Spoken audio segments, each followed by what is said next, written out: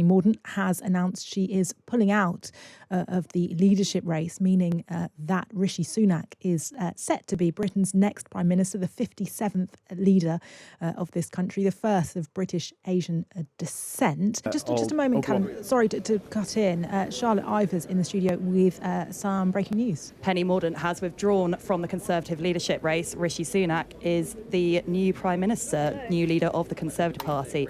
Just looking at the statement that Mordaunt has put out, she says that we all owe it to our country, to each other, and to Rishi to unite and work together for the good of the nation. There is much work to be done. There we are. What a wait, what a nail-biting moment to hang on until this point to announce this. What do you think's behind that, Charlotte? I presume she hasn't got the numbers there. That is absolutely fascinating, isn't it? That almost feels a little bit of an anticlimax, but of course it isn't. We have now got a new Prime Minister, or at very least we will when we hear from Graham Brady pretty imminently. So that's Rishi Sunak through the coronation that we were expecting, but we were always not ruling out a last-minute curveball. And now the process of forming a government will have to begin for him. So he'll, of course, have to go and see the King. My understanding is the King is in Sandringham, so that may not be able to happen today. And then it will be the appointment of his cabinet. And what are we on now? The 24th of October. On current timetables, by the 31st of October, he is going to have to set out a full economic agenda for the country. It's no tall order. Just give us a bit more of that statement from Penny Mordaunt, if you can. Of course, it's fairly long. She says, our party is our membership, whether we're elected representatives, activists, fundraisers or supporters. We all have a stake in who our leader is. These are unprecedented times. Despite the compressed timetable for the leadership contest, it is clear that colleagues feel we need certainty today. They have taken this decision in good faith for the good of the country. Members should know that this proposition has been fairly and thoroughly tested by the agreed 1922 process.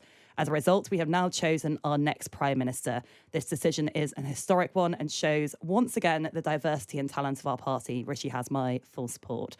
I am proud of the campaign we ran and grateful to all those across all sides of our party who gave me my backing. And then, as I said earlier, she goes on to say that the Conservative Party owes it to the country to unite behind Rishi Sunak for the good of the nation. You join us as we're hearing breaking news. Penny Mordaunt has announced she is pulling out of the leadership race, meaning that Rishi Sunak is set to be Britain's next Prime Minister, the 57th leader of this country, the first of British Asian descent. How well placed, Charlotte, is Sunak? So that was a really positive sign for him. And some of those names on that list are not natural Sunakites. I'm thinking, for example, of Suella Braverman, who until last week, lest we forget it was only last week, was the Home Secretary.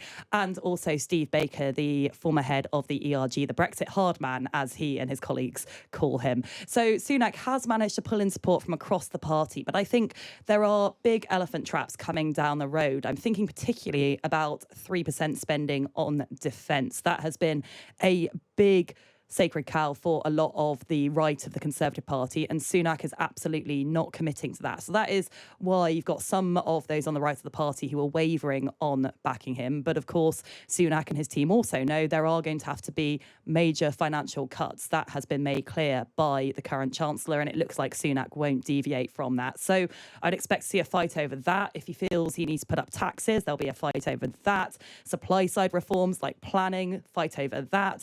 Actually, there could be any number of other things, but we don't really know what Sunak's policy platform is because we haven't heard a single word from him in public throughout this whole leadership campaign.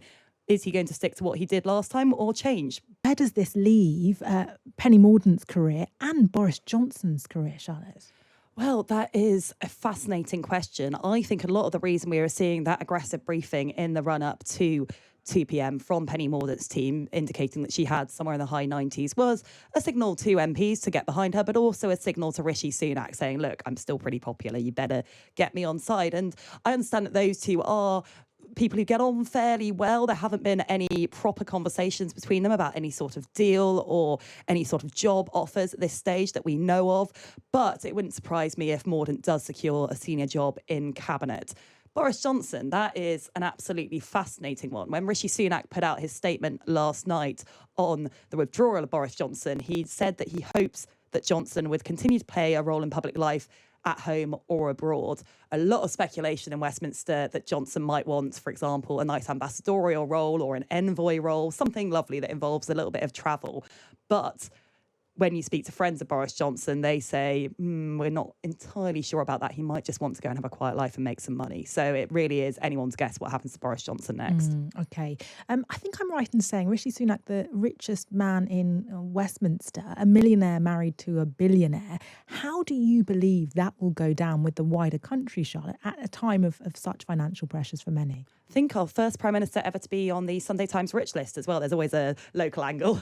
I think this is absolutely fascinating. There was a word cloud put out by one of the major polling companies for what people thought of when they heard the words Rishi Sunak, and actually the word rich was right in the middle. And frankly, that word cloud looked a lot nicer than any of the ones about Boris Johnson or Liz Truss. So it could be worse. I think it's a bit of a combination, really. I did some focus groups for the Times.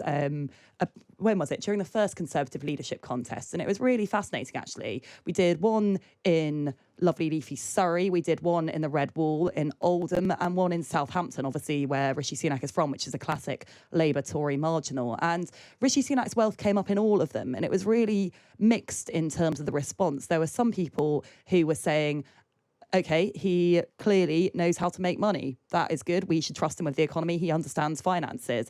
Then, interestingly, in Oldham, do you remember Rishi Sunak's Gucci loafers? How can we possibly forget? Exactly. So Nadine Dorries tweeted that Rishi Sunak had worn Gucci loafers to a Red Wall constituency, and how dare he, and this shows how out of touch he was. And some of those voters in Oldham had noticed that and were really unhappy with it, but they weren't unhappy that he had the loafers or that he could afford them. They were saying, hang on, he has expensive advisors who he pays to advise him. Didn't he know that this would go down badly? It was almost like they viewed that as a political failure of strategy rather than a personal failure. So it wasn't that he couldn't understand that what ordinary people's lives were. It's more that he couldn't understand how to present himself. It was very bizarre. Really interesting. And so much focus on Rishi Sunak's wealth, so much focus on his background as Chancellor. But how about his foreign experience, foreign policy experience, given the war in Ukraine? What can we expect to see there from him? Well, Rishi Sunak basically has no foreign policy experience in government. He had a meteoric rise through the government. He was a junior minister in the Department for Communities, one of the first of his parliamentary intake in 2015 to achieve a role on the ministerial ladder. Then from there, he was a junior Treasury Minister. And then suddenly, overnight, you remember Sajid Javid resigned after Boris Johnson wouldn't let him have the advisors he wanted. And in comes Rishi Sunak. And at the time, everyone was saying he is going to be Boris Johnson's puppet. This is a man who is barely in his early 40s. He has no government experience. He is going to be pushed around by Boris Johnson. We were told that they would share advisors, and actually all of Rishi Sunak's advisors would belong to Boris Johnson. Well, look where we are. What a remarkable place to be in. So he actually doesn't have the breadth that some government ministers have had. But what he does have is the economic experience, and that is why he won over a lot of MPs, because obviously the economy is the prime issue. To eventually answer your question about foreign policy, my understanding is that he will stick to the same foreign policy, particularly on Ukraine, that we have seen through two successive Conservative leaders, and actually the Labour Party are on board as well. There is complete political consensus really on that issue in British politics at the moment. Okay, so he doesn't, as you say, have the experience in that area.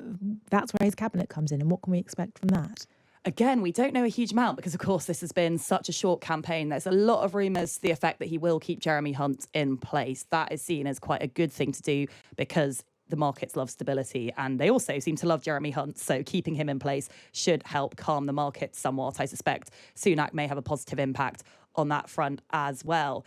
And then from there, it really is anyone's guess. I've heard all sorts of names thrown around about who could be his Home and Foreign Secretary. Possibly Penny Mordaunt takes one of those big jobs, but we simply don't know at this stage. And actually, speaking to his campaign team from last time round, they realised they were going to lose quite early on. So they weren't having the sort of serious conversations about filling their cabinet and asking people what they'd want that Liz Truss was having at that stage. So in a way, this is a bit of a standing start.